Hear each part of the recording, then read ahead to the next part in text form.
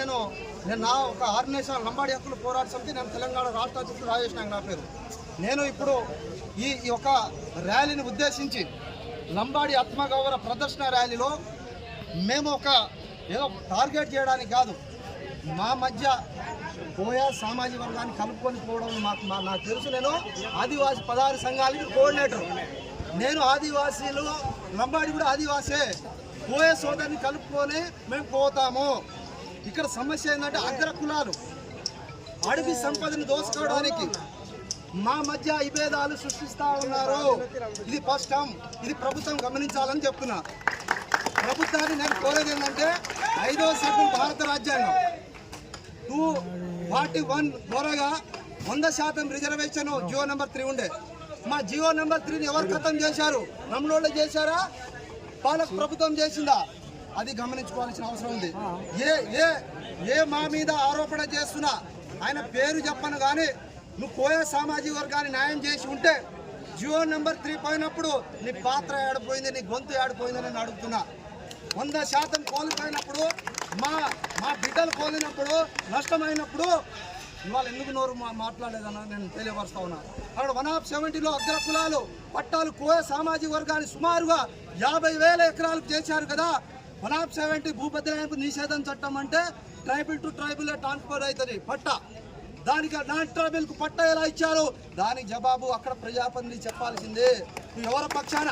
Non tribal పక్షాన, tribal పక్షాన? రెండోది భద్రాచలం 3 సోందీరాయ్ గారు ఎంతో పోరాటం చేసి అక్కడ 45 పంచాయతీను చేసి 3 కోయల కోసము ప్రజాప్రతినిధి కావాలని భద్రాచలం కేంద్రాన్ని 3 గ్రామ పంచాయతీలు చేశారు. ఇవాళ మున్సిపాలిటీ చేసి అగ్రకులాన్ని పీటను ఇయ్యాలని అమ్ముడు పోయింది. వాస్తవమా కాదా? దీనికి జవాబు మా సోందీరాయ్కి మీరు చెప్పాలి. సోందీరాయ్ గారు 45 జియోను పంచాయతీ చేశారు కదా, దాని ఎన్నికలు చెప్పేయండి. 3 సర్పంచ్ కోయోళ్ళని మేము గెలిపిస్తాం, నా బాధ్యత మేము తీసుకుంటాం. ఇది మా సోదరులు మాకున్న విషయం. దాంట్లో ఆదివాసులు కోయా సామాజిక వర్గం, లంబాడి సామాజిక వర్గం ఆదివాసులే. ఎప్పుడు ఎస్టీ లంబాడి ఇస్తారు, ఎస్టీ కోయా ఇస్తారు, ఎస్టీ గోండు ఇస్తారు, ఎస్టీ ఎలకరి ఇస్తారు. ఎక్కడ ఆదివాసం ఉందా? అది మనం పెట్టుకున్న పేరు. మేము మూలవాసులం. ఈ భూమి పుట్టినప్పుడు మేము పుట్టినోళ్ళం. మేము ఇక్కడ ఆదివాసి పెదవులు తెగలను మేము కలుపుకొని పోయే బాధ్యతలు మేము తీసుకుంటాం. ఇక్కడ ఉన్న జేఎస్ తీసుకుంటాం. మా మధ్య విభేదాలు లేవు. ఇక్కడ వ్యాపార విభేదాలు ఉన్నాయి. కోయ సమాజారి వ్యాపారానికి అగ్ర కులాలకు అమ్ముడు పెట్టారు. వాళ్ళ ప్రజాప్రతినిధులే, కోళ్ళ అమాయకులే. వాళ్ళకు మేము మాట్లాడి షెడ్యూల్ ఏరియా 100% రిజర్వేషన్ కోసం ప్రభుత్వము మాకు కూర్చోబెట్టి మా సంఘాలు కూర్చోబెట్టి మైదాన ప్రాంత ఏజెన్సీ ప్రాంతాల్లో మాకు ఒక వాటను మేము పంచుకుంటాం. వాళ్ళతో కలిపి కూడా రౌండ్ టేబుల్ సమావేశం ఏర్పాటు చేస్తాం. మా బిడ్డలని వదులుకోము. ఇక్కడ అగ్ర కులాల దాడిని మేము పసిగట్టాము.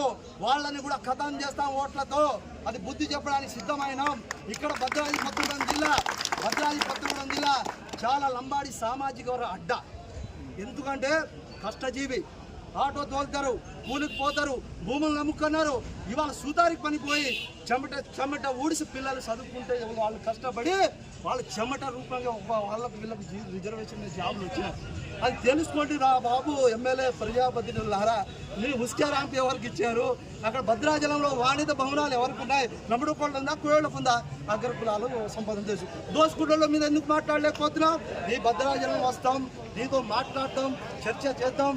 అన్న ఎమ్మెల్యే గారు, మన ఇంత అన్నదమ్ములు మన మధ్య కులా పెట్టుకోవడానికి మానే మాటింటావు నాకు తెలుసు. మనం కలిసి ఏం రావాలో అది సాధించుకుంటాం. భద్రాద్రి కొత్తగూడెం జిల్లాలో కష్టపడిన వాళ్ళకి పేరున ప్రజలకు ఇంకా ఉద్యోగ సంఘాలు కూడా చాలా కష్టపడింది. చాలా కష్టపడింది కాబట్టి ఉద్యోగాల సంఘాల పాత్ర ఇవాళ ఎక్కువ ఉంది కాబట్టి, స్వతంత్ర ప్రజలది ఉంది కాబట్టి, ఆర్గనైజేషన్ ఉంది కాబట్టి వాళ్ళకి పేరున వాళ్ళకు హాత్ జోడని రామకరణ్ టాంగే దోదరి ప్రోగ్రామ్ అయినా సక్సెస్ భావించోకే దాన్ని కోరుతూ ఈ అవకాశం ధన్యవాదాలు.